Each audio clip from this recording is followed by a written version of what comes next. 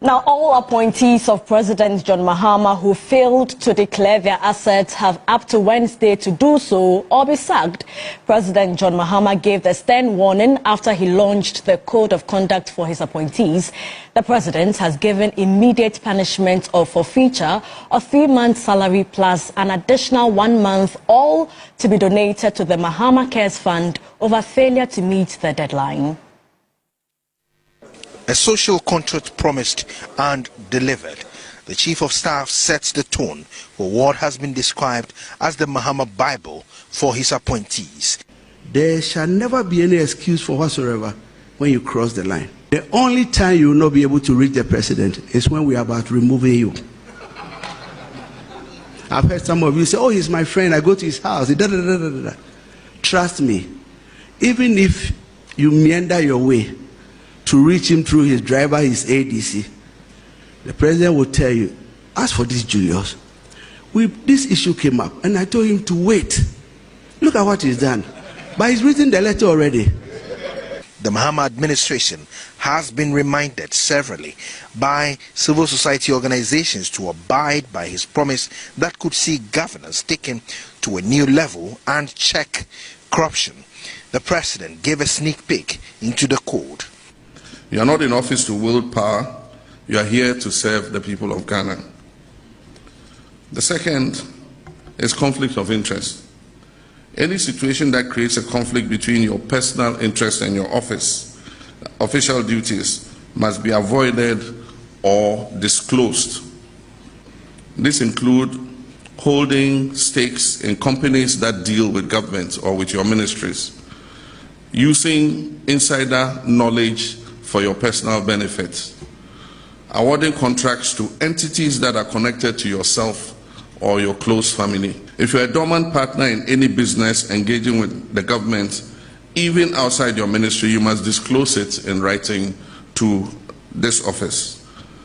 Not through a telephone call, not through a relative, you must submit an official declaration. Failure to do so will result in disciplinary action. We all know our cultural fondness for gifts, but we must now draw a clear line between appreciation and influence.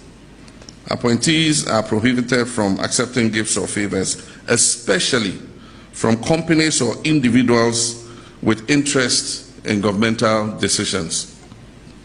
If a gift is received during an official engagement and its estimated value exceeds 20,000 Ghana cedis, it must be declared.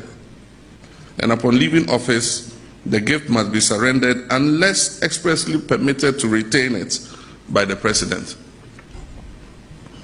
As for hampers and gift items, no government funds, including internally generated funds, are to be used to purchase or distribute hampers.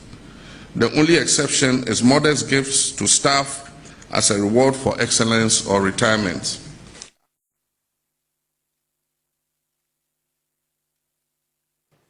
So that's President John Dramani Mahama, and he said a number of things that we'll be subjecting to in the next few minutes. But let's take a look at which individuals actually are supposed to declare their assets. What exactly is captured in the law?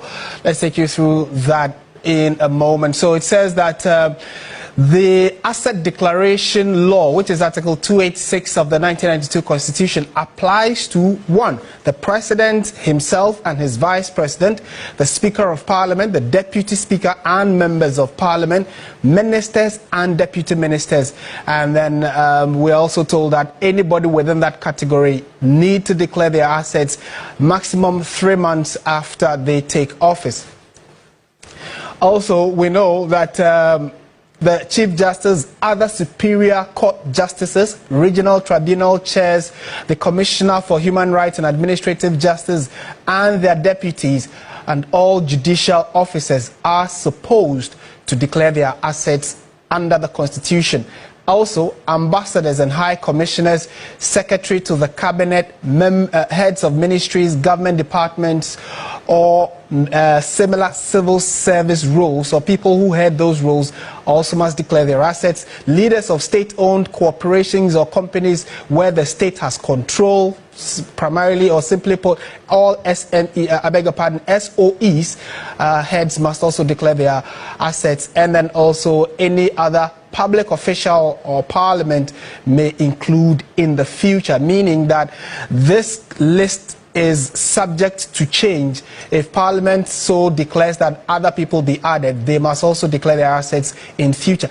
If someone fails to declare or knowingly gives false information, it breaks the Constitution, and this will be dealt with according to Article 287. Now, if you heard specifically what the President said, if you flout this law, you are also subject to be sacked.